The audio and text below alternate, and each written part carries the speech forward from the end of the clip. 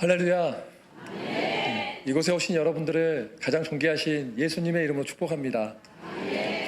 부족한 종을 또 이렇게 초청해 주시고 또 따뜻한 마음으로 환대해 주신 우리 귀한 담임 목사님과 또 부교역자 여러분, 정말 얼마나 환대가 극진하든지 몸둘 바를 모르겠습니다. 그래서 그런지 우리 성도님들의 얼굴도 환하고 밝게 보이는 것 같습니다. 선교 헌신하면은 보통 비장한 마음이 있고 가슴이 뛰고 그럴 것 같은데 그냥 환하고 밝고 천진난만한 거 보니까 이게 참 어떤 분위기지? 좀 이야기를 좀 해봐야 알 것 같습니다. 저는 캐나다에서 10년 동안 단기 선교 도움가로 활동했었습니다. 동시에 다음 세대 연합사역들을 감당하다가 12년 전에 하나님의 부르심을 받고 낯선 땅 대구로 가게 되었습니다. 대구에서 또한 10년 동안 중보 기도자, 다음 세대, 그리고 가정의 제사장을 세우는 교육과 훈련 사역에 뛰어들었습니다. 또 선교사님들의 쉼과 안식을 위해서 선교사 안식관을 운영하고 있습니다. 작년 4월부터는 이제 매월 3주간은 서울에서 또 한 주는 대구에서 사역하고 있는데요. 연합과 협력 사역을 주로 담당하고 있습니다. 오늘 저는 여러분들과 함께 은혜에 반응하는 예배와 선교라는 제목으로 하나님 말씀을 나누고자 합니다. 여러분, 오늘 설교의 키워드가 세 단어가 있습니다. 은혜, 예배, 선교입니다. 은혜 없는 예배, 은혜 없는 선교는 율법적인 예배가 되고 율법적인 선교가 됩니다. 그래서 은혜라는 단어를 시작하지 않는다면 우리는 예배에 성공할 수 없고 또한 선교에 성공할 수 없습니다. 그래서 참된 은혜에 제대로 반응을 해야 예배에 성공할 수 있겠죠. 또 선교는 예배가 없다, 예배자를 세우는 목적이 없다라고 한다면 그거는 죽어있는 선교입니다. 선교의 최종 골은 예배자를 세우는 것이기 때문입니다. 고로 우리가 어떻게 정리할 수 있는가? 은혜에 반응하는 예배, 예배에 성공하는 선교에 대해서 제가 하나하나 은혜와 예배와 선교에 대해서 오늘 메시지를 나눌까 합니다. 먼저 은혜에 대해서 살펴보고자 합니다. 혹시 PPT를 좀 열어줄 수 있겠습니까? 은혜라는 것은 자격 없는 자에게 자격을 주는 것을 은혜라고 합니다. 자격 없는 자에게 자격을 주는 것. 그러나 그 이전에 일반적인 은혜가 있는데요. 일반적인 은혜라는 것은 뭐냐면은 예수를 믿던 믿지 않던 동일하게 하나님께서 부어주시는 은혜를 말합니다. 저는 2022년에 7월 달에 코로나에 걸렸습니다. 몸이 너무 아팠습니다. 복부, 옆구리, 등 통증이 너무 심해서 30분 이상 걸을 수가 없었습니다. 신경 차단 주사도 맞았고 그럼에도 불구하고 통증이 계속되니 너무 힘들었습니다. 병의 원인도 알 수 없는 그저 그냥 이름이 코로나 합병증. 진단이 제대로 되면 진단명에 따라서 치료의 프로세스를 하면 나을 건데 진단명이 불명하니까 증상 치료만 했던 거예요. 그러다 보니 3개월 만에 몸무게가 8kg가 빠지고 또 귀가 막히고 먹먹하며 목에 이물감, 약물 부작용으로 인해서 위장장애까지 생기게 됩니다. 잠도 1시간 반 이상 자지도 못하고 앉아서 잠을 자야만 했습니다. 결국 저는 의사의 가장 위험수위라고 생각했던 6개월 만에 몸무게가 13kg까지 빠지게 됩니다. 기력도 없었습니다. 그래서 제 동역자들과 가족들의 권면으로 지리산에 있는 암 환자 요양센터에 입소하게 됩니다. 그곳에 아침 저녁으로는 경쾌한 음악이 나옵니다. 가사의 내용이 이렇습니다. 숨 쉴 수 있어서, 바라볼 수 있어서, 만질 수가 있어서 정말 행복해요. 말할 수도 있어서, 들을 수도 있어서, 사랑할 수 있어서 정말 행복해요. 이 중에서 하나라도 내게 있다면 살아있다는 사실이죠. 행복한 거죠. 죽은 이의 그토록 바라던 소원은 숨쉬는 오늘이 바라던 내일이죠. 살아있어 행복해, 네가 있어 행복해, 정말 행복해요. 제가 이렇게 가사 내용을 읊으니까 어때요? 너무 슬프죠? 사실 가사의 내용은 이게 슬프지 않습니다. 경쾌한 음악입니다. 근데 우리가 여러분들 여기 어르신들도 좀 보이는데 지속적인 병투병 앞에서는 장사가 없잖아요. 짧은 고통 가운데 병치레 하면은 견딜 수 있는데 오래도록 아프다 보면 마음이 우울해지고 힘들어지잖아요. 이건 아마 오랫동안 아파본 사람들은 제 마음이 무엇인지 알 것입니다. 그리고 저는 1인 1실을 사용하고 있었는데 8명이 요양하고 그런 곳이었는데요. 제 앞에 어르신이 한 분 계셨는데 식사 시간에 기도를 하는데 기도하고 눈을 떴는데 계속 기도하고 있는 거예요. 또 제가 또 율법적인 선교사 아니겠습니까? 묘한 또 심리가 그 아픔 죽어가는 속에서도 기도에 지고 싶지 않아서 야, 내가 목사하고 선교사인데 나보다도 기도를 오래 하시는 말이야? 안 되겠다. 제가 이 정도로 참 이 불량스러운 사람입니다. 여기서도 하나님의 은혜와 사랑이 반응한 게 아니라 율법적으로 묘하게 경쟁심리 이겨야겠다. 눈을 또 감았습니다. 눈을 감고 떴는데 이 어르신이 계속 기도하고 있는 거예요. 제가 고수는 바로 알아봅니다. 이분은 내가 이길 수 없다. 눈을 뜨고 기다려보자. 한참을 기도하신 뒤에 눈을 뜨면서 저한테 이런 거예요. 식사하시죠? 어르신이 이렇게 여쭤봤습니다. 어르신, 왜 이렇게 기도를 오래 하십니까? 좀 짜증 섞인 목소리로 제가 졌으니까 이렇게 물어봤는데 이 어르신이 저를 진짜 아주 뒤통수한테 맞은 기분 같았어요. 뭐라고 말씀하시냐면 선교사님, 저는 위암 환자입니다. 소화가 안 됩니다. 제 소원은 배부르게 먹어보는 겁니다. 그런데 아프기 전에는 몰랐는데 아프고 나니까 몇 끼 식사를 잘 먹고 잘 소화하고 잘 배설할 수 있다는 것이 하나님의 은혜인 것을 알게 되었습니다. 그래서 지금 제가 매 끼마다 간절히 기도하는 것입니다. 그게 바로 저는 은혜라는 것을 알게 되었습니다. 일상의 은혜.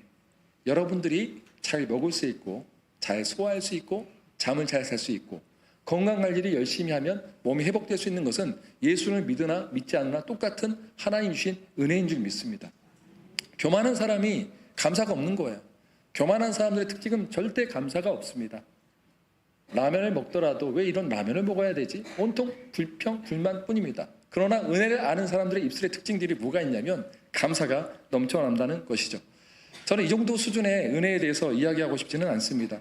진짜 은혜는 뭐냐면은 특별한 은혜입니다. 특별한 은혜는 뭐냐면은 하나님이 나를 찾아와 주신 것입니다. 비천한 인생 가운데 비천한 인생을 기억하는 분이 계시다는 것.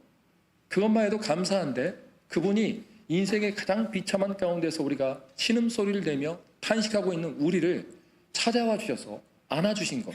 이것이 특별한 은혜의 시작인 줄 믿습니다. 저도 특별한 은혜를 입었습니다. 모태 신앙으로서 어릴 때 우리는 4가족이 있었는데요. 저희 아버지는 멋진 경찰관이셨습니다.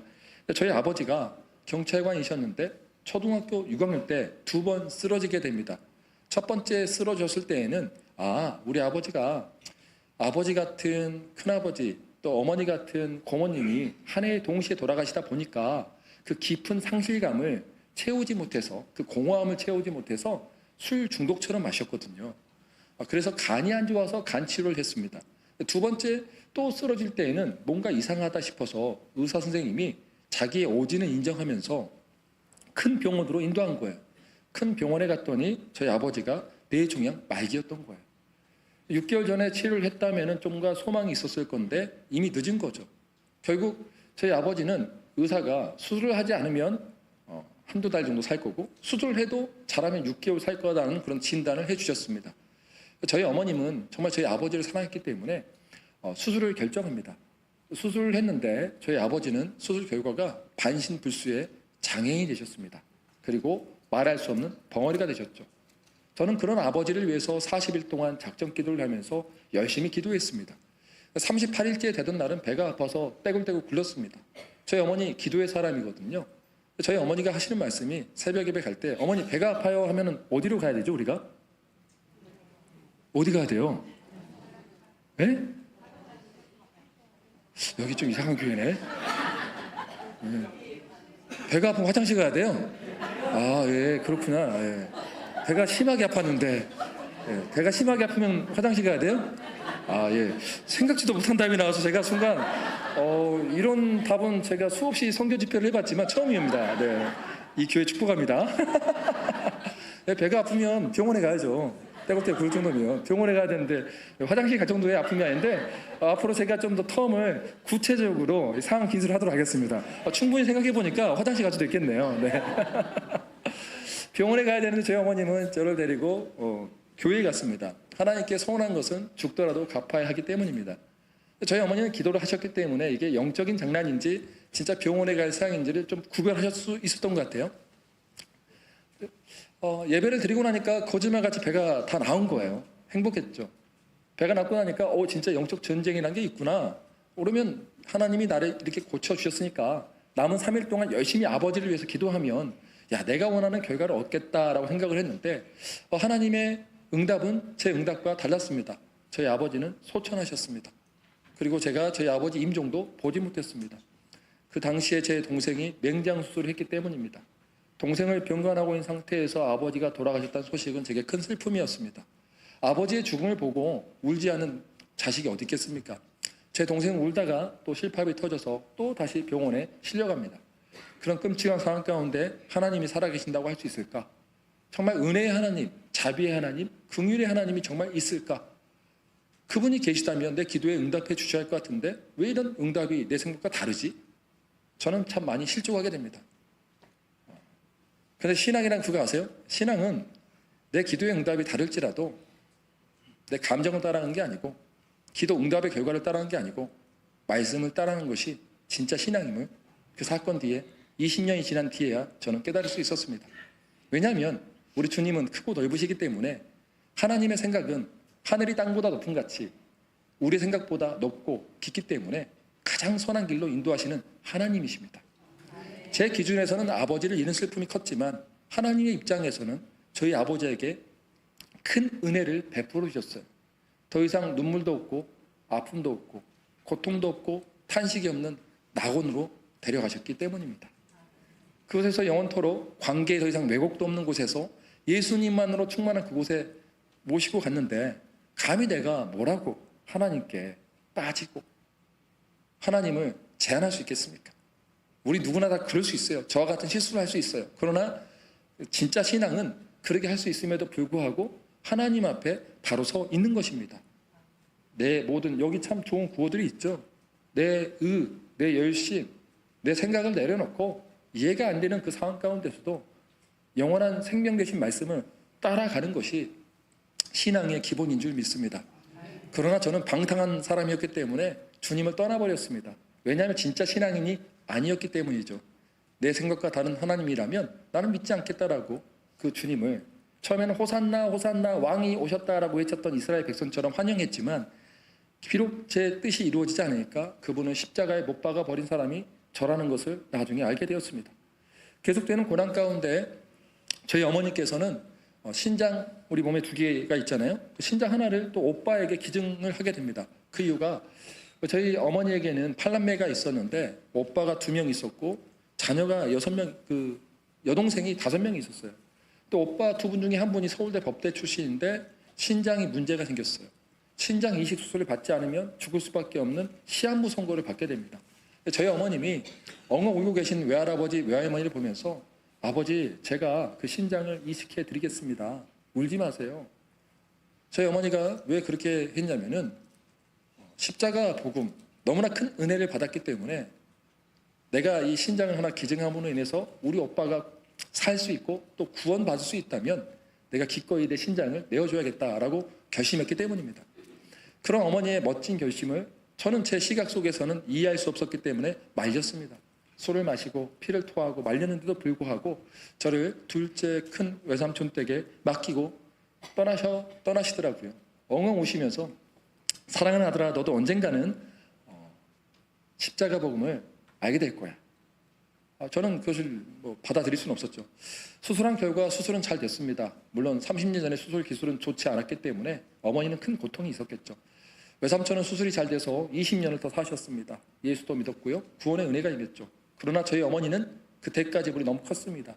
2년 동안 허리를 펴지 못했고 지팡이를 짚고 다니는 장애인의 삶을 사셔야 했기 때문입니다. 저는 2년 동안 하루 이틀도 아니고 2년 동안 그런 어머니를 보는 것 자체가 제게는 큰 슬픔이었습니다. 하나님, 어떻게 십자가 복음이 뭐길래 우리 어머니가 이렇게 돼야 됩니까? 난 이해할 수 없습니다. 저는 계속 방황하게 됩니다. 방황하다가 그래도 하나님의 은혜로 대학에 들어가게 되고 또 공대에 가서 자격증도 따게 되고 돈도 벌게 됩니다. 한 300만 원 벌었을까요? 270만 원을 어머니에게 드리고 20만 원은 그동안 고생했던 우리 학교 선배들 또 우리 학우들에게 술을 거하게 쏘고 10만 원은 그 당시에 군고구마 장사를 했던 제리에 밝았던 동생에게 줬습니다. 동생이 그 당시에 형 어떻게 해야 이렇게 돈을 많이 버냐? 자기는 군고구마 장사해도 이렇게 벌기 힘든데 제가 이랬습니다. 자본주의 시스템에서는 일단 대학을 가라. 자격증을 따고 일을 하고 돈이 어느 정도 되면 초기 자본을 모으면 이제 건설업체를 차려서 야 돈을 하면 떼돈을 벌 수 있다. 이렇게 말했더니 애가 I can하고 영어로 딱 자기 책상에 붙여놓더니 공부를 열심히 하는 거예요. 그래서 1년 만에 결국 대학에 들어가게 됩니다. 저희 어머니가 너무 기뻐했죠. 야 공대에 들어갔네? 너무 좋아했는데 이상하게 동생이 밤 12시가 돼도 집에 들어오지 않는 거예요. 우리가 보면 대학생 신입생 환영회 때 좀 안 좋은 문화가 있잖아요. 술 문화라는 게 있잖아요. 술을 좀 많이 마셨나 봐요. 남자들끼리 뭐 술이 누가 세냐 너가 세냐 내 힘이 세다 안 세다 뭐 이런 것 때문에 싸우다가 이 시즌만 되면 참 마음이 아파요. 여러분도 혹시 여기 대학생들이 있다면 절대 그런 어리석은 행동을 하지 마세요. 교통사고로 죽은 사람보다 술잔에 빠져 죽은 사람이 훨씬 더 많습니다. 제 동생은 술에 아마 많이 취했던 것 같아요. 술에 취하다가 대학로에서 싸움이 붙었고요. 싸움을 하다가 넘어진 순간에 사고 날 자리가 아닌데 음주운전 차량이 제 동생의 머리를 쳐버린 거예요.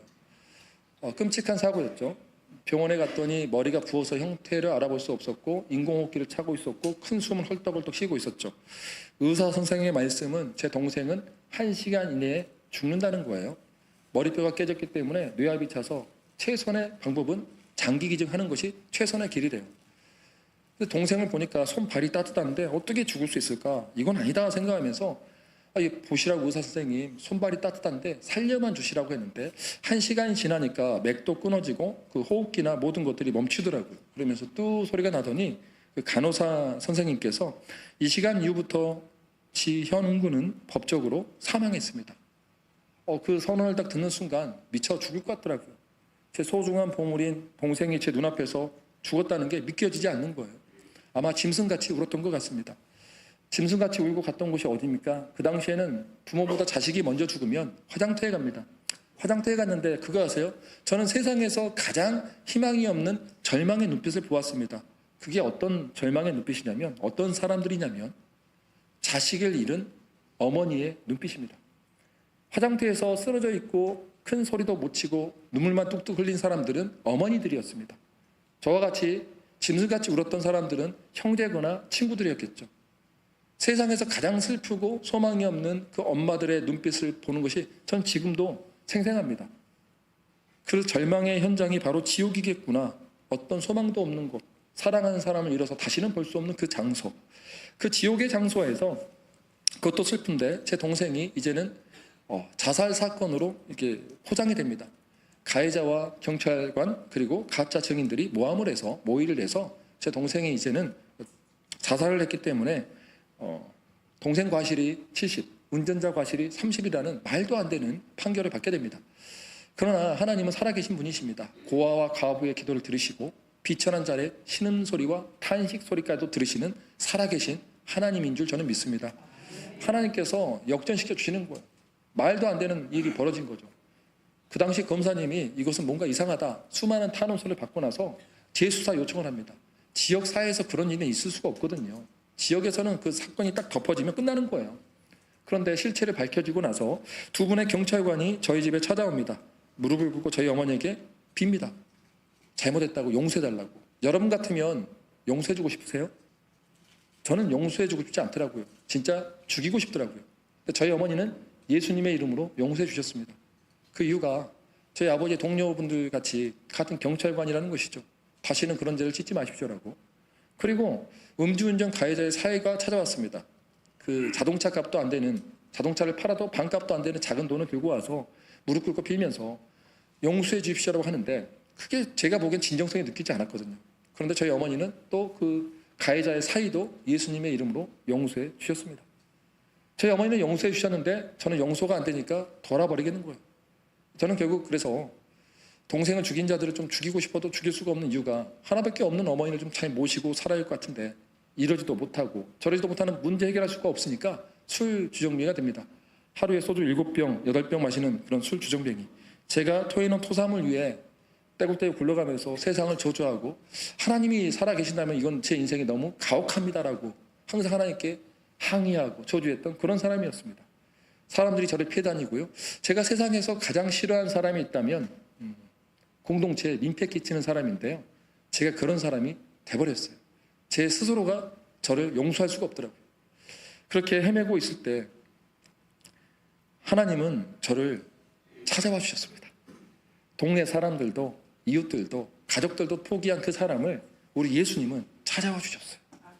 어떻게 찾아오셨냐면요, 예수 그리스도의 심장이 있는 사람을 통해서 찾아와 주셨습니다.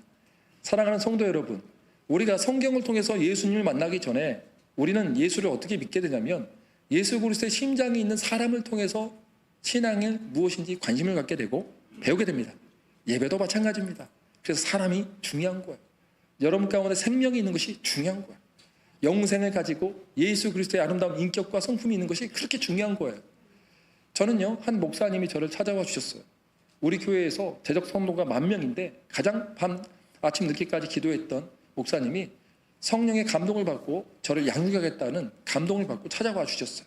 그럼 얼마나 은혜롭습니까? 얼마나 큰 은혜입니까? 그러나 이 죽음의 저주에 있는 사람은 그 은혜를 받아들일 용기가 안 납니다. 화가 납니다. 은혜를 모르고 감사가 안 납니다. 네가 뭔데 나를 가르치러 와? 너 죽고 나 죽고 보자. 이런 식으로 따지기 시작합니다. 너 한마디만 해봐라. 젊은 목사가 아직 인생을 모르구나. 너 죽고 나 죽고 보자. 이런 식으로 반응을 했었습니다. 제 어머니의 소원을 들어주기 위해서 군대 가기 전에 1:1 양육을 그분에게 받기 시작하는데 첫날이었습니다. 그분이 찾아오는데요, 저한테 아무 말도 하지 않고 우셨습니다. 저는 그럴 때 얼마나 기쁠까요? 와, 나를 위해서 울어준 사람이 있네? 그래야 될 것 같은데 그렇지 않다니까요. 이 죄에 중독이 되고 교만한 사람들은 그것마저도 화가 나는 거예요. 지가 왜 울어? 내가 울어야지. 그러다가 떠나려고 하는데 이분이 이제 와서 저를 와락 껴안고 엉엉 웁니다. 재수가 없더라고요. 그래서 그분을 밀쳐냈어요. 왜 울어? 저는 좀 굉장히 좀 깔끔한 스타일이라 눈물 콧물 제 목소리가 묻힌 흘린 거 정말 싫어하거든요. 스킨십도 싫어하는 사람인데 이게 뭐야 하면서 뭐 껴안고 막 우는데 짜증나더라고요. 밀어 제끼는데 이분이 뭐라고 기도하냐면, 주님, 현호 형제의 아픔을 누가 알 수 있겠습니까? 위로해 주십시오라고 간절히 기도하는데 그런 기도가 내 마음에 안 든다니까요. 야, 이 기도만 내가 6개월 들었다. 너도 가라. 똑같은 놈이다. 네가 뭘 알아? 가. 그러고 있는데 그 다음 기도가 저를 정말 충격에 빠뜨렸어요. 뭐라고 기도하냐면, 성령이 충만하셔서 이분 목사님이, 주님, 내가 죽어서라도 이 형제가 살 수 있다면 나를 드리기 원합니다. 하여튼 이런 식의 기도를 하셨어요. 그거 아세요? 그 빈말로 하는 기도하고 영원히 와닿게 하는 기도는 다르거든요. 그 사랑이 확 느껴졌어요. 이분은 진짜 죽을 각오하고 왔구나. 맞을 각오하고 나를 찾아왔구나. 그게 느껴졌어요. 6개월 만에 처음 들어본 사랑의 소리였고, 나도 내 자신이 이해가 안 되는데 나 같은 사람을 품어주는 하나님의 특별한 은혜를 그때 그 목사님을 통해서 이제 맛보기 시작한 거죠. 첫 1:1 양육이 둘이 껴안고 1시간 내내 우는 것이 전부였습니다. 저는 그때부터 사랑이 분노를 죽임을 알 수 있었습니다. 살인 충동도 죽일 수 있음을 알 수 있었습니다. 사랑의 힘은 참 위대합니다. 주님의 사랑은 그런 사랑이었습니다. 그 뒤부터 20년 동안 저는 성경 100독 이상을 했습니다. 100독 이상 한 이유는 딱 한 가지입니다. 풀은 마르고 꽃은 시드나 우리 주님의 말씀은 영원토록 서 계신다면 내가 세상의 전문가들의 말을 들을 것이 아니라 특별 계시된 성경에서 우리 예수님이 누구인가, 그분은 어떤 분인가를 알고 싶었기 때문입니다. 왜 그분은 하늘의 영광을 버리고 그분의 모든 권리를 포기하고 이 땅 가운데 오셨는가? 왜 피조물의 몸에 잉태되셨을까? 이해가 안 되는 거예요. 창조주가 피조물의 몸에 잉태된 것 자체가 수치가 아닌가? 라고 생각했는데 성경을 묵상하면서 깨달은 게 있습니다. 어느 날 대구 지역에 휴게소를 가는데 저희 딸이 3살 때 모르고 문을 여는데 휴게소에서 그냥 팍 문을 세게 열어버린 거예요. 그 옆에 외제차, 비싼 외제차가 있었는데 문콕을 해버린 거죠. 그래서 저는 그걸 몰랐어요. 내리고 걸어가고 있는데 갑자기 뒤에서 열받은 어떤 한 아저씨가 아저씨 막 부르는데 저 아닌 줄 알았어요. 가는데 아저씨를 와보라고, 저 꼬맹이랑 같이 가고 있는 아저씨. 꼬맹이 여기 앞에 없는데 돌아봤더니 왜 그러십니까 했더니 딸 교육 똑바로 안 시켜 하면서 막 쌍욕을 하기 시작하고 막 내뱉은데, 아니 이유라도 좀 들어봅시다. 왜 그러세요 했더니 딸이 문콕을 했잖아요 하니까 얼른 제가 딸한테 가서 일단 인사하자, 잘못했습니다. 그리고 딸의 귀를 막고 일단 엄마랑 같이 또 휴게소에 들어가 있어. 딸은 놀라서 엉엉 우는 거야. 잘못했지만 아빠가 책임질게. 네 죄값은 내가 책임질게. 그래서 그 아저씨한테 정말 비인격적인 소리를 다 들었거든요. 들을만도 싸죠. 얼마 화 났겠습니까? 외제차인데 차를 아끼면 입장 바꿔놓으면 저 같아도 화날 것 같아요. 90도로 인사를 하면서 용서를 빌고 제가 명함을 주면서 저는 어느 성교단체 대표입니다. 그런데요, 사장님, 제가 보험 처리해드리겠습니다. 책임지고 끝까지 제가 책임지겠습니다. 보험 처리해드릴 테니까 조금만 고정하세요. 그리고 너무 죄송합니다. 저로 인해서 이렇게 또 보험 처리하면 차도 맡겨야 되고 또 시간도 소비될 건데 다시 한번 사죄드립니다. 계속 숙였어요. 그런데도 이분이 다혈질이나 막 쌍욕을 하는데 말이 잘 안 통한 거예요. 그럼에도 어쩌겠습니까? 제가 고개를 숙였죠. 왜 숙일 수 있었을까요? 제가 우리 딸 사랑하니까요. 주님이 왜 우리를 위해서 십자가에 죽으실 수 있었을까요? 배신자인 우리들, 우리 사랑하니까요. 죽는 그 순간에도 배신자인 우리들을 용서해 주신 분이 예수님이더라고요. 주님, 저들이 무슨 말 하는지 모릅니다. 마치 제가 예수님 처음 왔을 때 호산나 호산나, 드디어 나의 문제 해결사에 주님이 오셨구나. 관계 문제, 재정 문제, 건강 문제, 교육과 진로 문제를 풀어줄 위대한 메시아가 오셨구나라고 즐거워했는데 가만 보니까 이 메시아가 내 문제를 풀어주지 않고 그냥 함께만 하고 계세요. 십자가만 말씀하시고 내 문제보다 중요한 게 하늘 아버지와 내가 하나가 된 게 더 중요하다고 끝까지 그것만 강조하신 거예요. 왜 그게 중요하냐고, 지금 문제 푸는 게 더 중요하지 않냐. 근데 우리 예수님은 가장 우리의 근본적인 문제, 죄로 인해서 끊어져 버렸던 하나님과 우리의 관계 회복이 중심이고 가장 우선순위였기 때문에 십자가를 향해 걸어가신 줄 믿습니다. 복음의 시작은 예수님의 이 땅에 오심이에요. 그리고요, 거기서 끝나잖아요. 예수님의 고난을 믿는 거예요. 나를 대신해서 수치와 모멸감을 받으시고 고난 받으신 예수님, 그리고 나를 위해서 내 죄값을 대신해서 죽으셨던 예수 그리스도의 죽음을 믿는 거예요. 그 다음에 3일 만에 예수 그리스도는 부활하신 영광의 주님을 믿는 거예요. 그분은 첫 열매가 되셨기 때문에 우리에게도 부활은 실제가 되는 거예요. 믿습니까? 그리고 그분은 40일 동안 500명의 증인들에게 부활이 진짜임을 다 보여주셨어요. 하늘 보좌로 승천하셨고요. 그 승천하신 하늘 보좌 우편에서 지금도 주야로 우리를 위해서 기도하고 계신 분이 예수님이라는 것을 저는 성경을 통해서 알게 되었습니다. 그것뿐만이 아니에요. 그분은 또 보혜사 성령을 이 땅 가운데 보내주셔서 우리 마음 가운데 우리의 상담가가 되어주시고 하나님의 뜻대로 살 수 있는 조력가가 되게 해주시고 세상의 위로를 받을 게 아니라 하나님의 거룩한 위로자로서 우리를 위로해 주신 분이라는 것을 저는 깨닫게 되었습니다. 성령이 충만하면 땅끝까지 복음을 전할 때 예수님이 드디어 재림하게 된다는 재림의 기쁨이 무엇인지도 알게 되었습니다. 여러분, 재림의 소망이 있습니까? 저는 있습니다. 빨리 죽고 싶어요. 죽고 싶은데 두려운 건 한 가지예요. 주님께 드릴 열매가 없어서 최선을 다해서 오늘 하루를 살고 싶어요. 그것이 뭔지 아세요? 많은 업적을 이루고 싶은 게 아니에요. 여러분, 착각하지 마세요. 진짜 복음의 능력을 아는 사람은 하나님은 언제 영화롭게 할 수 있는지 아십니까? 여러분이 극심한 고난 가운데 있을 때입니다. 가장 극심한 고난 가운데 있을 때 여러분이 믿음으로 주님, 내가 이렇게 고난이 있지만 그럼에도 불구하고 내 인생의 주와 왕은 여전히 예수 그리스도입니다. 이 믿음의 고백을 통해서 우리 하나님이 가장 영광을 받으시고 영화로움을 받으신 거예요. 선교센터를 많이 짓고 건물을 크게 짓는 것 절대 아닙니다. 우리 주님이 돈이 없습니까? 다 가지신 분이에요. 우리의 마음을 받기 원하시는 분이신 줄 믿으시기 바랍니다. 이걸 깨닫기까지 20년 넘는 시간이 걸렸던 거예요. 특별한 은혜, 이해가 되시죠?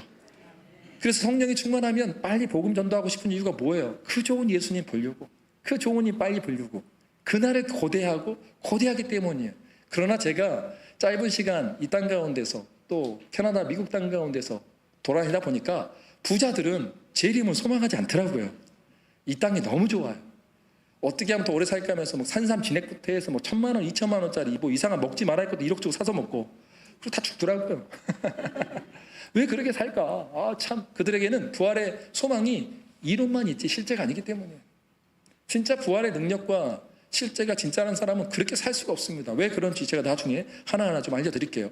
자, 여러분, 그렇다면 우리는 특별한 은혜에 대해서 반응해야 되는데요. 은혜의 방향을 치면, 방향으로 표시하면 위로부터 아래로 오는 것이 은혜다라고 한다면은 아래로부터 위로 올라가는 것이 바로 뭐냐? 예배입니다. 하나님의 사랑의 방식은 은혜라는 걸 주셨는데 위로부터 아래로 오셨다면, 우리는 주님을 사랑한다면 아래로 위로 올라가야 되는데 그게 뭐냐? 예배입니다. 그래서 예배에 성공하지 않으면 은혜를 모르는 율법적인 예배자가 될 수밖에 없습니다. 은혜를 아는 사람만이 예배자가 될 수 있는 거예요. 믿습니까? 그래서 신명기 6장 5절의 말씀 보이시면 한번 읽어볼까요? 자, 시작. 너는 마음을 다하고 성품을 다하고 힘을 다하여 내 하나님 여호와를 사랑하라. 어때요? 특별한 은혜를 입은 사람에게 있어서 이 말씀은 어렵습니까? 쉽습니까? 당연한 겁니까? 당연한 겁니다. 은혜를 모르는 사람은 굉장히 부담스러운 말씀이에요. 근데 은혜가 뭔지 아는 사람은 조금 당연한 거예요. 나 주님 사랑하는데요. 언제 어디서 주님 사랑한다는 고백이 그냥 나오는 거예요. 그런데 고린도전서 16장 22절에는 사도 바울 선생은 더 심각한 말을 합니다. 한번 읽어볼까요? 시작. 만일 누구든지 주를 사랑하지 아니하면 저주를 받을지어다. 우리 주여 오시옵소서. 주를 사랑하지 않으면 저주를 받으래요.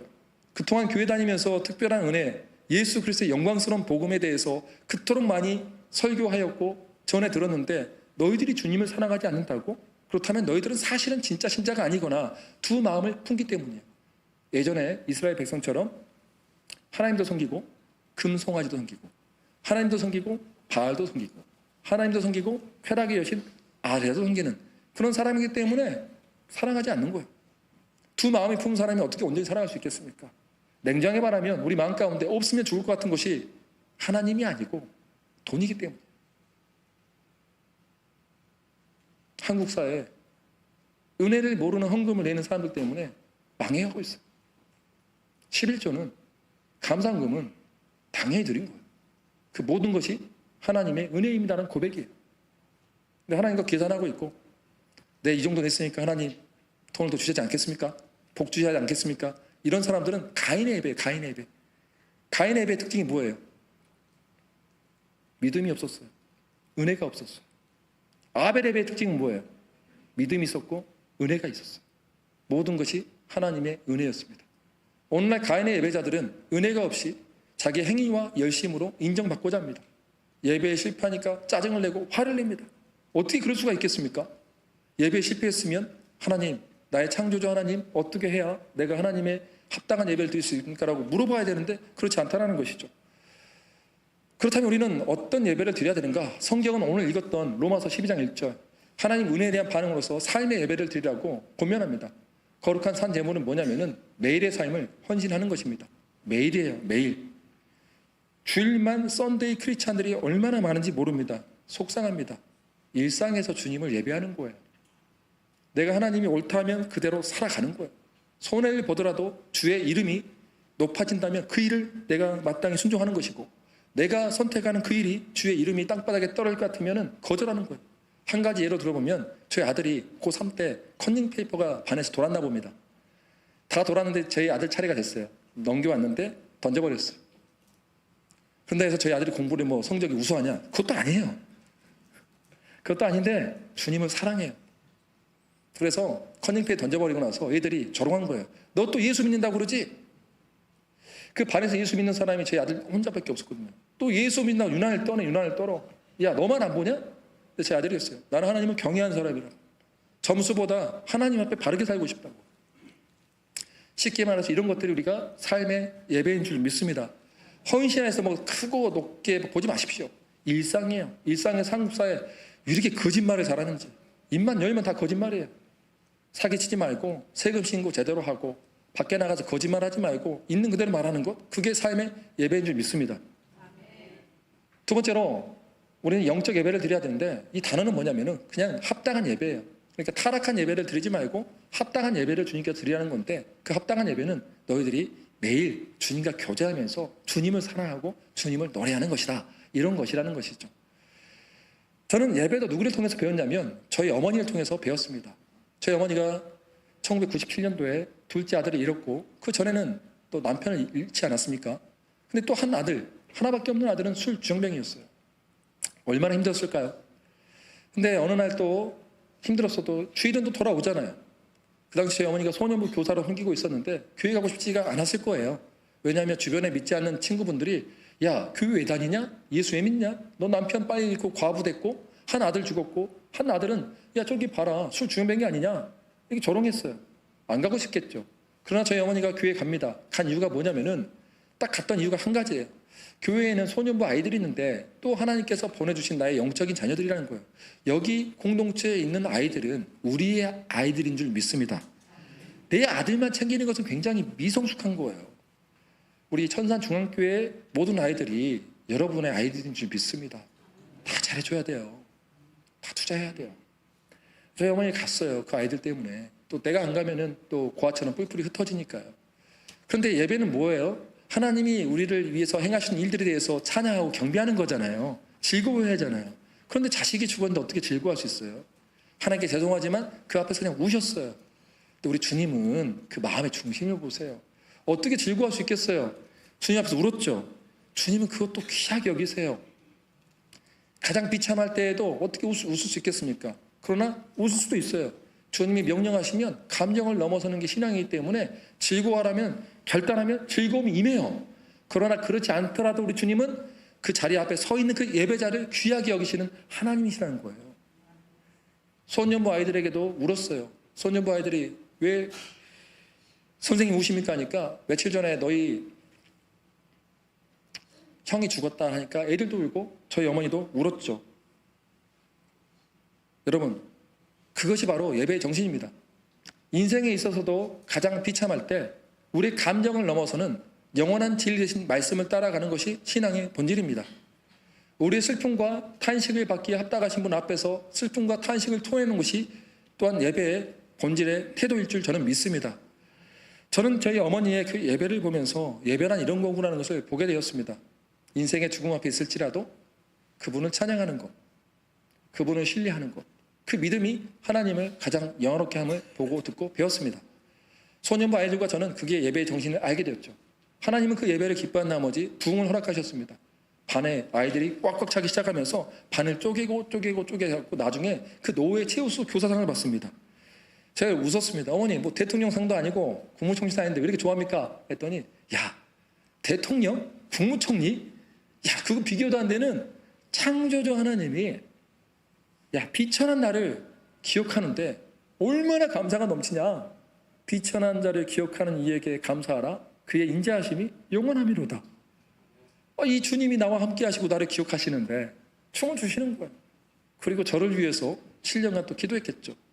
한 번도 빠지 않고 기도하면서 저도 하나님의 은혜 가운데 예수를 믿게 됩니다. 여러분, A.W. 토저 목사님이 이렇게 말합니다.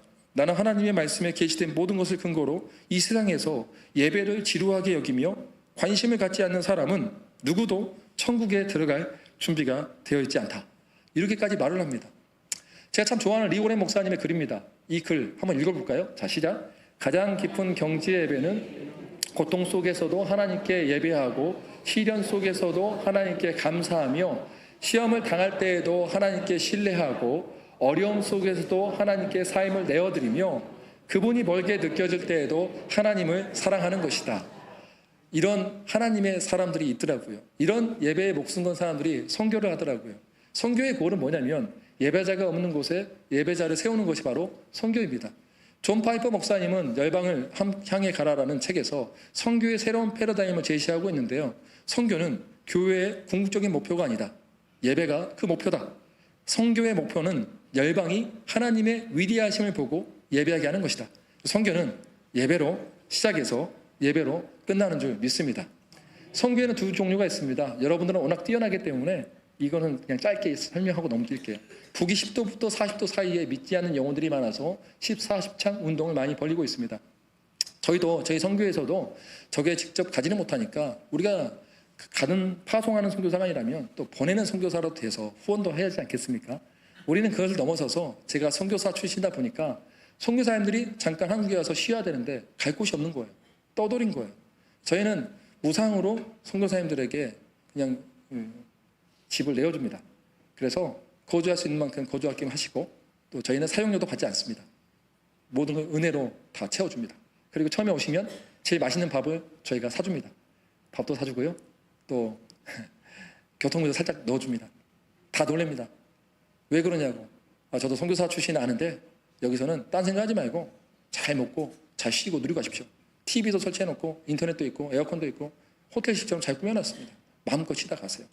어떤 선교사님의 자녀들이 왔습니다. 오갈 데가 없습니다. 선교사님의 자녀들은 선교사도 아니라고 해서 받아주지도 않습니다. 아픈 소식은 어떤 교회에서 쫓아냈다고 하는 소식을 듣고 마음이 너무 아팠습니다. 그래서 저는 우리 선교단체 대구지만 지방 오라에서 그 친구가 취직할 때까지 살게끔 해줬습니다. 8개월 살다 갔습니다. 사용료 하나도 받지 않았습니다. 오히려 용돈도 주고 먹이도 사줬습니다. 힘내라. 그것도 하나의 선교 방법이 아닐까요? 여기 있다면 우리가 할 수 있는 것들은 참 많이 있습니다. 왜? 우리 모두 은혜를 받은 사람이잖아요. 또 한 가지 방법이 있습니다. 수직적인 선교입니다. 대를 이어서 선교를 해야 되는 것입니다. 414, 4살부터 14살 아이들의 그 선교 운동인데요. 이건 왜 그러냐면 미국인의 85%, 크리스찬의 85%가 저 나이대에 예수를 영접했기 때문에 전략적으로 효율적으로 저 나이대를 공략하는 것이 중요합니다. 저는 그래서 저걸 위해서 우리 올리브 선교에서는 가정의 제사장을 세우는 훈련학교랍니다. 결국 부모가 변해야 자식이 변하거든요. 중독의 모체는 가정입니다. 신앙의 모체도 가정입니다. 그래서 가정에 부부를 세우기 위해서 결혼 예비학교, 신혼 상담학교, 그리고 제가 커플 전문 상담사거든요. 그런 또 온라인 상담 툴을 통해서 상담도 해주고 그들을 결국 남편을 가정예배 인도자로 만드는까지 훈련시키고 있습니다. 이런 선교단체 훈련들. 더 나아가서 저는 이렇게 말하고 싶습니다. 삶의 영성, 삶의 예배자로서의 선교로 나가야 된다고 생각합니다. 1700년도 이야기입니다. 1700년도 중반에 저는 이 역사 속에서 찾아본 이렇게 예배 목숨 건 사람들이 있었을까? 삶의 영성, 삶의 예배자들이 있었을까? 두 가지 스토리가 있는데 그 두 가지 스토리를 좀 나누고 나서 나중에 여러분과 기도하고 마칠까 하는데요. 두 명의 선교사님들이 1700년대에 25, 26밖에 되지 않았는데요. 선교사를 헌신하게 됩니다. 서인도 제도에 보니까 흑인 노예들이 한 해에 10만 명씩 그쪽으로 끌려가게 되는데 아무도 복음을 전할 수 없는 거예요. 복음을 전할 수 있는 사람은 딱 한 조건이 있었습니다. 노예가 되는 것 외에는 방법이 없었습니다. 그래서 이 두 선교사님들은 25, 26밖에 안 됐는데 전문인 선교사였어요. 구두닦기였고 한 명은 그 그릇을 만드는 사람이었는데 두 분 스스로가 노예가 되기로 결정합니다. 그 당시에 노예가 될 수 있는 것은 3년짜리 노예가 있었고 종신 노예가 있었는데 이분들은 종신 노예를 선택합니다. 자기의 몸값을 받고 그 뱃삭을 받아서 노예로 이제 팔려가는데 많은 선교사님들 그 단체 형제단들 우리 교회 공동체 식구들이 꼭 이렇게 가야 됩니까? 라고 했을 때 이 두 선교사님이 그 부둣가에 나와 있는 선교단체 그 형제단 모든 사람들에게 이렇게 말을 합니다. 두 손을 높게 들면서 죽임을 당하신 어린 양이 고난의 보상을 받으시기에 합당하시도다. 죽임 당하신 어린 양께서 그의 고통에 합당한 사례를 받으시기를. 우리 존재의 유일한 이유는 바로 죽임 당하신 어린 양이 그의 고통받으심에 대한 영광을 받는 것입니다. 믿습니까? 그래서 고난은 어떻게 보면 하나님이 우리를 부르는 소리인 것입니다.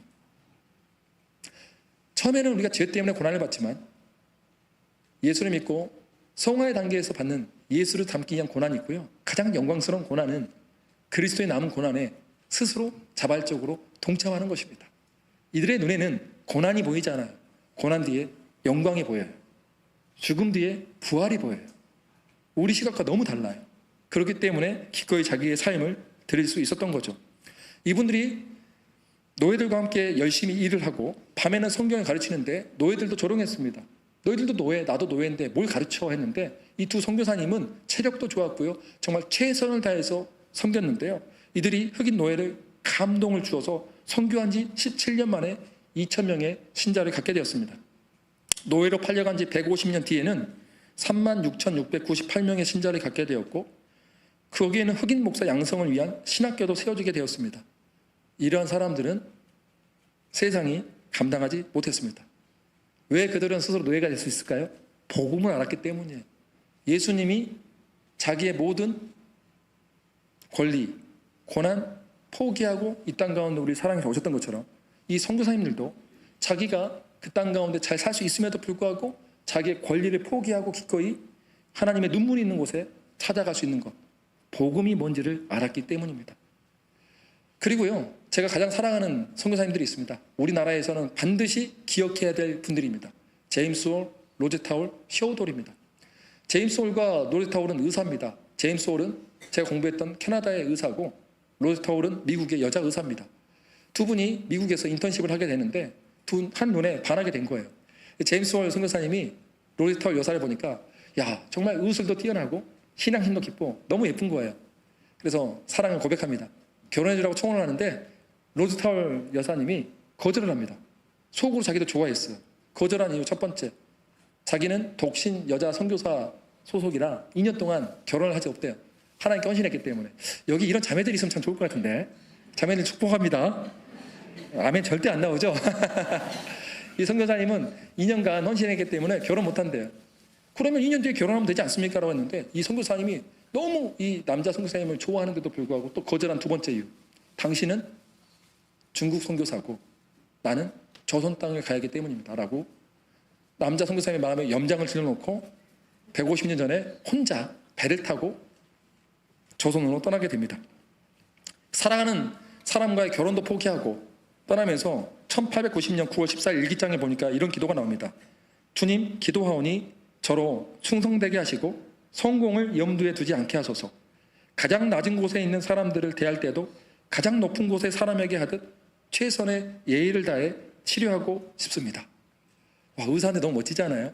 미국 사회에 있으면 최고의 엘리트 계층인데 스스로 포기하고 내려가는 것도 소중한데 우리가 선교지에 가면 실수 많이 하잖아요. 불쌍하니까 룩다운 하잖아요. 좀 무시하잖아요. 속으로 좀 무시하면서 못 사는 사람들 쭈쭈쭈 하면서 뭐 더 주지. 이런 태도 정말 하나님이 싫어하는 태도입니다. 그거는 선교 방식이 잘못된 겁니다. 그들을 무시하는 겁니다. 하나님을 무시하는 겁니다. 우린 선교지에 가서 그 영혼들을 주님처럼 그들의 눈높이에 맞춰서 존중하고 섬겨야 됩니다. 바로 이 로즈타울 여사님에게는 이 복음이 그대로 살아 숨쉬었기 때문에 그런 방식으로 기도했던 것이죠. 태평양 한 바닷가 가운데서는 이렇게 기도합니다. 1890년 9월 19일 사랑하는 하나님, 아버지께서 여기 광대한 바다에 나와 함께 계시니 저 낯선 땅에서도 함께 주실 것을 믿습니다. 이렇게 기도하면서 조선 땅에 와서 열심히 선교 활동을 하는데 와, 이분은 잘하지만 남자는 어떻게 됐을까요? 정신병 걸리기 직전이죠. 사랑하는 사람이 떠났는데 여러분들 그런 마음 아시죠? 사랑 안 해봤어요? 저도 이런 사랑 알거든요. 이 여자만 내게 주신다면 주님 모든 걸 할 수 있습니다 라고 3일 금식했던 놈이 저거든요. 주님 이 여자를 왜 안 주십니까? 라고 막 간절히 기도했다가 하나님께 많이 혼났었는데 이 선교사님도 그랬던 것 같아요. 이 여자만 주신다면 모든 걸 할 수 있습니다 그래서 선교단체 대표한테 가서 뭐라 하냐면 선교사님 저는 중국이 아닌 조선으로 보내십시오라고 항의를 합니다. 왜 그러냐고. 중국말도 배웠는데 왜 조선 가냐. 자꾸 그런 감동을 주신다고. 사랑의 힘으로 결국 승낙을 얻어냅니다. 조선 땅에 가자마자 어떻게 했을까요? 누구를 찾아갔을까요? 로즈타 여사 찾아갔겠죠. 저 두 분은 그래서 결혼하게 됩니다. 우리나라 제1호 서양식 커플 결혼식 1호 선교사님이 제임스 로즈타울입니다. 그래서 쇼도를 낳게 되죠. 1894년도에 청일전쟁이 일어나면서 평양에 전염병이 돕니다. 제임스 선교사님이 평양 가서 많은 핍박을 받고 돌도 맞았지만 전염병이 창고라는 소리 듣고 마음이 너무 아픕니다. 한양에는 이 많은 사람들을 우리가 케어할 수 있는 의사들도 많고 선교사도 많은데 저 평양 땅 가운데는 누군가는 가야 되지 않겠냐? 내가 가겠다. 그래서 갑니다. 가서 전염병에 걸립니다. 안타깝게 바로 또 소천하게 됩니다. 그래서 결혼한 지 3년 만에 남편을 잃었고 그 당시에 또 이 제임스 로즈타울 여사는 둘째를 임신한 상태였어요. 저 제임스 홀 선교사님을 양화진 선교사 묘원에 묻으면서 이렇게 기도합니다. 바로 이 1894년 11월 24일 남편의 임종 때 이런 기도를 올려드린데요. 살아있을 때나 죽을 때나 당신을 사랑합니다. 내게 숨 쉴 수 있도록 허락하실 때까지 당신을 찬양합니다. 내 이마에 차가운 죽음의 이슬이 맺힐 때까지 말하겠습니다. 나의 주님, 지금 이 순간 당신을 가장 사랑합니다. 어떻게 이렇게 기도할 수 있었을까요? 저는 이걸 모티브 삼아서 제가 죽음 위기 앞에 2번 간 적이 있는데 제 표가 인생의 표가 바뀌었습니다. 주님, 제가 죽음 앞에 있을 때 이렇게 기도하고 있습니다. 내 인생에서 주님 가장 사랑하는 날, 당신을 가장 사랑하는 날이 있다면 바로 지금 오늘입니다. 이 고백을 하고 싶어요. 그 고백을 하고 싶다면 오늘을 살 때 우리가 대충 살 수 없겠죠. 어제보다 오늘 더 주님을 사랑하고 내 인생 가운데서 주님을 가장 사랑하고 싶거든요. 물론 슬프죠. 사랑하는 남편이 죽었는데. 그리고 나서 미국에서 요양을 하다가 아버지를 남편을 파송했던 캐나다 교회에 가보니까 조선 땅을 위해서 또 간절히 기도하는 성도들을 보고 눈물을 흘리면서 내가 주님 다시 가겠습니다 하면서 과부의 몸으로 2 자녀를 데리고 또 조선 땅에 옵니다. 이제는 얼마 지나지 않아서 딸이 죽습니다. 풍토병에 걸려서 3살 된 딸이 죽고 이렇게 기도합니다. 하나님, 저와 쇼드홀은 이 땅에서 오래도록 사역하고 싶습니다. 우리를 사용해 주세요. 이게 말이 되는 기도냐 이거예요. 원망불평이 아니라 딸이 이러는데 나와 아들은 오래도록 이 땅에서 사역하게 해주세요. 하나님 그의 기도에 응답해 주셨어요. 로즈타울 여사님은 84세까지, 그리고 시오돌 선교사님은 96세까지 사셨습니다. 그래서 평양에 이 여사님은 제임스 호를 기념하는 기올병원, 여자 환자들 위해 광해 여원, 딸 에디스를 생각하며 평양의 수많은 불쌍한 아이들에게 관심을 가지고 최초로 아동병원을 세웠고요. 한국 최초의 맹인학교와 농아학교, 84세의 나이로 남편의 옆에 묻힐 때까지 이 땅에 삼평생 헌신하다가 묻혀 있습니다. 평양 사역뿐만 아니라 전체 의료 발전에도 기여하셨는데요. 서울 이화여대 부속병원이 있죠. 3대 병원장이 이분입니다. 현재 인천 기독병원도 이분이 세우셨습니다. 인천 간호보건전문대학도 이분이 세우셨습니다. 얼마나 기가 막힌 여인입니까? 이분뿐만 아니라 이 아들이 조선회상이라는 책을 썼는데 시어도홀도 의사였습니다. 이 의사 선생님이 조선회상이라는 것을 쓰게 되는데 거기 보면 이렇게 나옵니다. 저 철의 여인도 심지어 글을 보다가 참 제가 마음에 울었는데요. 자기 엄마가 때로는 밤에 가위에 눌리기도 하고요. 자다가다 깨어서 우시기도 하셨습니다. 선교라고 해서, 예수 믿는다고 해서, 사역한다고 해서 매번 즐거운 일이 있는 것은 아닙니다. 가위에 눌리기도 합니다. 공포감에 사로잡히기도 합니다. 우울증에 걸리기도 합니다. 사명자로 살아가는데 꼬일 때도 있습니다. 그러나 그는 그것을 이겨냈는데요. 어떻게 이겨냈을까요? 매일 거룩한 산 제물로 살았기 때문입니다. 매일 믿음과 매일의 영적인 만나인 예수 그리스도의 양식인 말씀을 먹고 힘을 얻었기 때문입니다. 그것이 없이는 우리는 살아갈 수 없는 거예요. 믿습니까? 그래서 제가 은혜에 반응하는 예배에 성공하는 선교, 이걸 위해서 우리는 말씀과 기도에 충만한 사람이 되어야 된 줄로 믿습니다. 시어드홀도 자기가 사랑하고 존경했던 엄마의 제자가 결핵에 걸려서 죽는 것을 보고 아파했습니다. 이 땅의 결핵을 내가 퇴치하게 해주세요 라고 하면서 17살 때 캐나다에서 가장 유명한 대학인 토론토 대학에 들어가게 됩니다. 토론토 의대에 들어갔는데요. 얼마나 웃긴가 상상해 보세요. 17살인데 갓을 쓰고 한복을 입고 내가 조선 땅을 변화시켜야 될 이유가 여기에 있습니다. 나를 의사로 만들기 위해서 펀드레이징 돈 좀 다 주십시오. 의료대가 얼마나 비쌉니까? 그 의대가. 펀드레이징 하면 또 돈을 벌어서 공부를 하고, 그래서 졸업을 하고 의사가 됐습니다. 아내도 의사입니다. 그러면 캐나다 땅에서 호의호식하며 잘 살 수 있는데 그는 진짜로 조선 땅에 왔습니다. 크리스마스 씨를 아십니까? 그 씨를 만든 사람이 저 쇼드 홀입니다. 끝까지 자기는 대한민국 사람이라고 싸우다가 일제 치하 때 조선 땅에서 태어났으니까 조선 사람이다 하다가 결국 얼굴도 하얗고 머리도 노란색이니까 쫓겨났습니다. 강제 추방당해서 인도에서 2기 사역을 하고 마지막 제가 있었던 캐나다 밴쿠버라는 지역의 리치몬드라는 지역에서 그리운 조선 땅을 생각하면서 조선 회상이라는 책을 쓰게 됐죠. 그 책을 어떤 유학생이 보게 되면서 번역하게 되고, 그 번역을 받던 결핵저식자협회에서 이 사람이 이 사람인가? 라는 것을 확인하게 됩니다. 왜냐하면 결핵협회 사진, 외국인 사진이 하나 걸려져 있는데 그게 누군지 아무도 몰랐거든요. 그분이 쇼우드 홀량에서 알게 되고 그분을 이제는 초청합니다. 저분이 갔던 곳이 어딜까요? 아버지, 어머니, 여동생이 묻혀있는 양화진 선교사 묘원 아닐까요? 저기에 묻혀있는 곳에 갔습니다. 갔을 때 뭐라 하냐면, 아들, 딸들아, 내가 묻혀있는 곳이 이곳이야. 봤지? 이 조선 땅이야. 저 묘비에는 이렇게 적혀 있습니다. 로마서 14장 8절, 우리가 살아도 주를 위하여 살고 죽어도 주를 위하여 죽나니 그러므로 사나 죽으나 우리가 주의 것이로다. 시간 되신 분들은 복음에 미치다. 제가 오늘 이야기하고 싶은 게 많은데 긴 시간 또 가면 또 안 되잖아요. 그래서 좀 정리하려고 그래요. 여러분들 피곤하실 것 같아서. 닥터홀의 조선회상, 좀 벽돌책인데 더 깊은 이야기를 알고 싶으면 저 두 책은 꼭 사서 읽어보십시오. 우리가 어떤 은혜의 빛을 지고 있는지를 먼저 알 필요가 있기 때문입니다. 제가 여러분 같이 이렇게 집회를 하고 단기 선교 동원가로 활동했을 때 한 시애틀에서 집회를 하고 마쳤는데 기도인도 시간 보니까 제일 뒷자리에 머리를 E자로 파고 좀 무서운 깡패 같은 청년이 좀 보였거든요. 왜 왔을까? 인상 쓰면 저렇게 오지 말지. 오늘은 그런 분이 안 보이는데 왜 교회에서 인상 쓰고 뒤에서 무섭게 있어 이러고 있는데, 나중에 기도회도 끝나고 났더니 그 청년이 안 보이는 거예요. 어디 있냐고 물어봤더니 저 제일 뒷바닥에서 세상에서 가장 낮은 자세로 하나님께 회개 기도하고 있대요. 자기가 얼마나 하나님께 큰 은혜를 받았는지 몰랐다는 거예요. 한 목회자의 자녀인데 항상 자기의 결핍된 부분만 가지고 하나님을 원망하고 비평했었는데, 하나님 말씀이 임하니까, 복음의 능력이 임하니까 너무 창피하더라 이거예요. 하나님께 회개하면서 드릴 게 없다고 자기가 그 당시 끼고 왔던 저 반지 2개, 그리고 메고 왔던 가방, 저 해골 바가지가 그려져 있는 후디 저희한테 헌물해 줬어요.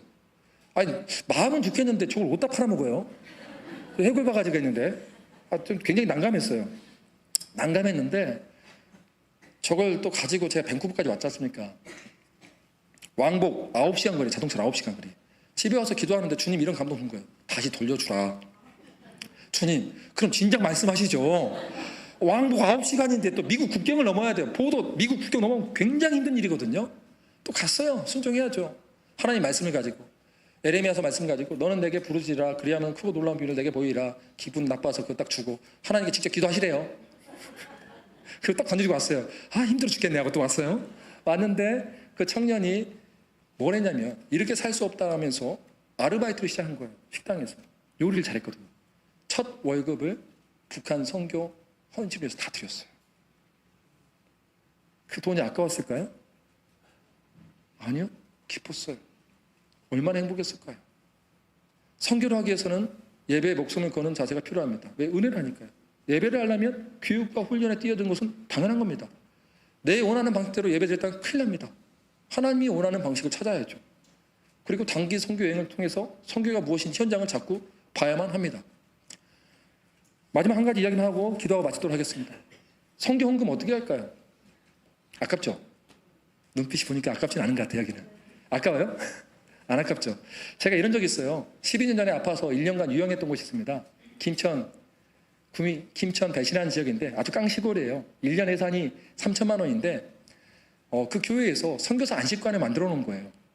교회 건물 2층에 조립식 건물로. 그런데 1년 예산이 3천만 원인데 선교사 안식관에 뭘 해놨냐면 에어컨도 해놓고 정수기도 해놓고 더 충격인 것은 비데도 해놨어요. 와, 시골인데. 그리고 제가 선교사라고 왔다고 쌀도 공짜로 주고 성미도 주고, 제가 옷이 없었거든요. 그 당시에 아무것도 없었어요. 70대 할아버지가 아끼고 아낀 그 양복을 제게 선물해 줬어요. 제 아내한테는 몸빼 바지 선물해 주고, 할머니들이. 그러면서 1년 동안 사랑을 받고 회복을 되고 있는 그런 과정 가운데, 그 교회도 여러분처럼 필리핀 선교를 가더라고요. 필리핀 선교를 가는데 지금도 원시 부족이 있어요. 후시딘 하나면 20명을 치료할 수 있는데, 그 영상을 보니까 먹먹하더라고요. 강을 9번 타고 넘어가야 되는데 그 후시딘 하나면 20명을 치료할 수 있고, 먹을 것이 쌀이에요. 쌀을 주면 바나나 잎에 딱 찌는데 그걸 손으로 먹더라고요, 원시 부족들이. 그거 하나 먹으려고 4시간, 5시간, 8시간 걸어서 오는 거예요. 그거 하나 먹으려고. 옛날처럼 손으로 먹는 거죠. 그리고 다 단명해요. 치료를 못해서. 그래서 이 목사님이 기도를 하는데 하나님께서 감동을 주신 거예요. 선교사 안식관을 하나님 감동 주셨던 것처럼 이제는 필리핀에 병원을 지어라. 병원을 지으면 2천만 원이면 지은대요. 그래서 선포를 하는 거예요. 세일의 기도회라고 20일 작전 기도하면 선포하는데, 제가 성도들하고 똑같은 반응이었어요. 믿음 없는 선교사, 모함 선교사는 1년 예산이 3천만 원인데 2천만 원 어떻게 되라고. 미쳤어. 담임 목사님 왜 이렇게 사고 치실까. 제가 이랬습니다. 근데 첫날 어떤 사람이 땅을 팔아갖고 11조가 1110만 원 있었는데, 그 교회 성도도 아닌데 의미 있는 곳에 헌금을 하고 싶다는 감동이 있었는데, 시골 교회에서 필리핀에 병을 진다는 소식을 듣고 거기다가 하나님께서 감동 주신 대로 1110만 원 들어간 거예요. 첫날에. 놀랬죠. 저도 간절히 기도했어요. 대구에 가서 강의를 하러 갔는데, 대구 국동방송에서 강의를 하고 났더니 어떤 분이 제게 봉투를 주더라고요. 그래서 제가 이 봉투를 저한테 주면 안 됩니다. 디렉터한테 주세요. 저는 강사예요. 그랬더니 디렉터 분이 딱 오시더니 짜증을 내요. 아니, 돈을 주면 바로 받지 왜 나한테 주냐고 하면서, 받으시오 빨리 선교사님. 전달해 주는데 봉투를 봤더니 100만 원 있는 거예요. 너무 놀랐어요. 이렇게 큰 강사비를 준다고? 100만 원? 강사비는 헌금을 해준다고? 그때 제가 컴퓨터가 필요했거든요. 94만 원짜리. 그런데 100만 원하고 11조를 떼고 나니까 91만 원. 돈이 안 맞아요.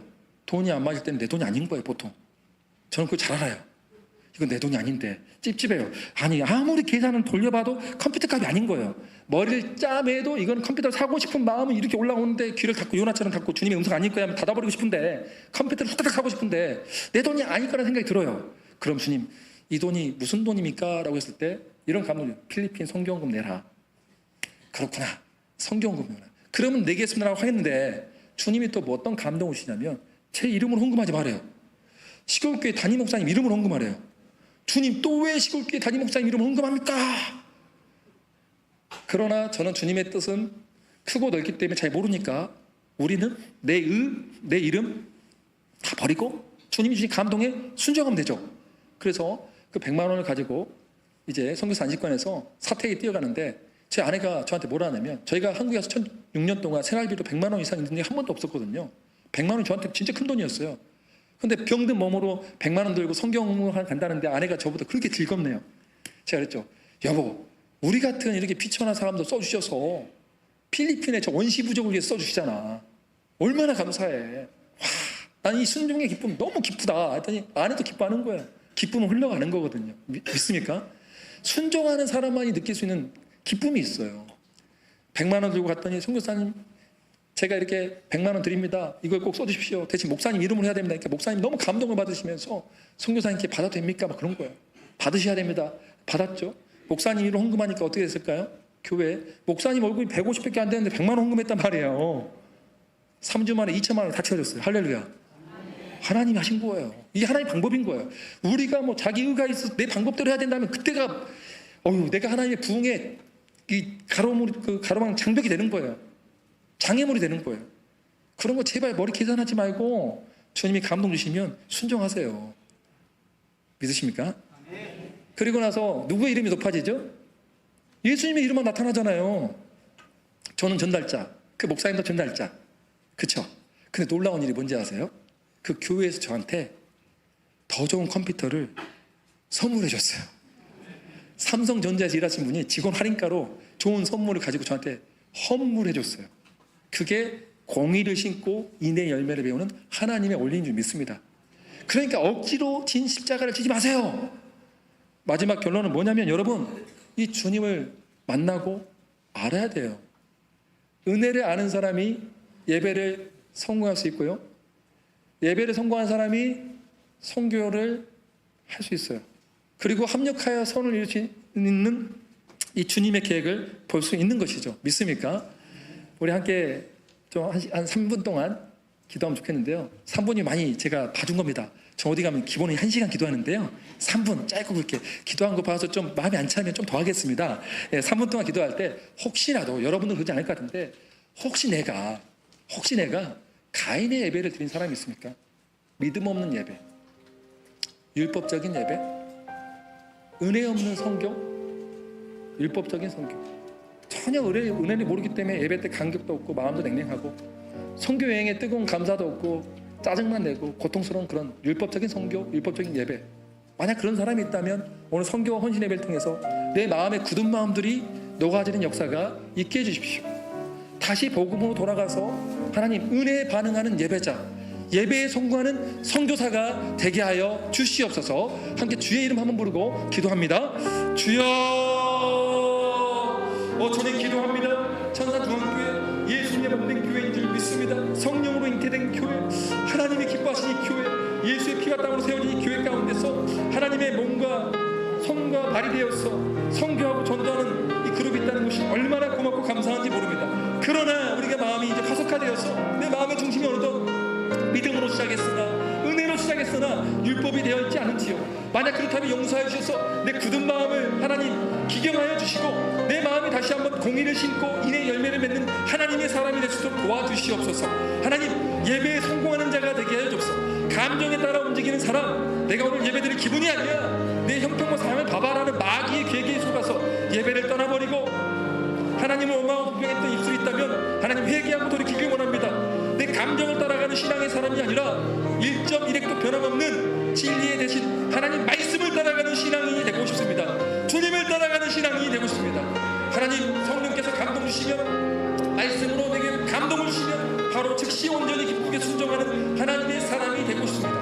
하나님의 뜻과 내 뜻이 다른다면 내 뜻을 과감하게 포기하고 주님을 신뢰하기 때문에 주님을 따라가는 그런 예배자가 되고 있습니다. 주님, 내 영혼을 깨워주시옵소서. 내 눈이 열리게 하여 주옵소서. 내 귀가 열리게 하여 주옵소서. 내 마음이 열리게 하여 주옵소서. 예배자로 세워지게 하여 주셔서 교육과 훈련에 뛰어들며 겸손한 자가 되게 하여 주시옵소서. 하나님, 정말 은혜 없는 율법적인 예배, 은혜 없는 율법적인 성교가 다 없어지게 하여 주시고, 오늘 이 시간 이후부터 다시 한번 우리의 마음이 새롭게 변화되는 역사가 있게 하여 주시옵소서. 은혜를 아는 사람들, 은혜에 반응하여서 주님께 우리 입술이 감사가 넘치고 기쁨이 넘치고 평강이 넘치는 하나님의 공동체가 되게 하여 주시옵소서. 주님, 정말 감사합니다. 우리 한 가지만 더 결단하며 기도하기 원하는데요, 저는 이렇게 여러분들이 좀 도전 주고 싶어요. 내 인생의 끝날 로제타워 성령사님처럼 주님, 죽음이 두려운 게 아니라 죽음 앞에서 죽음을 조롱하며, 주님, 내가 이 시간 주님을 가장 사랑합니다. 내 인생에서 주님을 가장 사랑한 날이 바로 오늘입니다. 죽음아, 사망아, 너가 어디 있느냐라고 외칠 수 있는 사람, 그 조롱을 넘어서서 주님을 가장 사랑하는 날이 죽음 앞에 있는 이 순간임을 고백하기를 축원합니다. 함께 기도할 때 주님, 죽음의 공포를 이겨서는 부활의 능력이 실제가 되게 하여 주시옵소서. 영원한 하나님의 나라를 소유하는 백성들이 되게 하여 주시옵소서. 마지막 한번 주여 한번 외치고 기도합니다. 주여, 성경신 예배 은혜를 알아야 됩니다. 우리 인생의 끝을 알아야 됩니다. 최후의 심판대 앞에서 우리가 주님을 어떻게 뵐 수 있을까요? 그 앞에서 하나님 두렵고 떨림으로 뵈는 자들이 아니라 주님, 주님의 오늘 내가 가장 사랑합니다. 노제타울 여사처럼 우리 신앙의 선배님처럼 내 권리를 포기하고 살아왔던 삶, 내 인력을 포기하고 살아왔던 삶, 자기를 부인하며 살아왔던 삶, 주님 영광 받으시고 이제 그 날이 왔사오니 사랑하는 주님 품에 안길 날이 다가왔사오니 주여, 내 마지막 숨쉬는 호흡까지도 내 영혼을 받아 주시옵소서. 나는 당신의 것이오니 주님, 오늘 이 순간이 가장 주님을 사랑하는 최고의 날임을 선포합니다. 주님, 내 영혼을 받아 주시옵소서. 이런 고백에 눈이 열릴 수 있는 하나님의 백성들이 될 수 있도록 도와주시옵소서. 건강 유인증은 떠나갈지어다. 죽음의 공포는 떠나갈지어다. 할렐루야. 이미 임한 하나님의 나라, 의와 공의와 희락의 나라가 실제가 될 수 있도록 도와주시고, 머리로만 아는 하나님의 나라가 아니라 이 시간 임한 그 하나님의 나라를 경험할 수 있도록 도와주시옵소서. 은혜와 자비와 긍휼을 베풀어 주시옵소서. 하나님, 참 감사합니다. 하나님이 사랑하시고 기뻐하시는 천산중앙교회 부족한 종을 보내주셔서 얼마나 감사하고 고마운지 모릅니다. 주님, 이 귀한 공동체 가운데서 앞으로 은혜에 반응하는 예배에 목숨 건 하나님의 사람들이 세워지게 될 줄로 믿습니다. 또 하나님, 예배에 성공하는 선교사님들이 이 교회 가운데서 더욱더 우주승처럼 일어나게 될 줄로 믿습니다. 은혜와 자비와 긍휼을 베풀어 주셔서 함께 지어져가는 성전, 보이지 않는 하나님의 나라를 이루어가는데 하나님 이 교회를, 조국교회를 위해서, 열강을 위해서 더 크게 사용하여 주시옵소서. 감사하며 예수님의 이름으로 기도 올려 드리옵나이다. 아멘.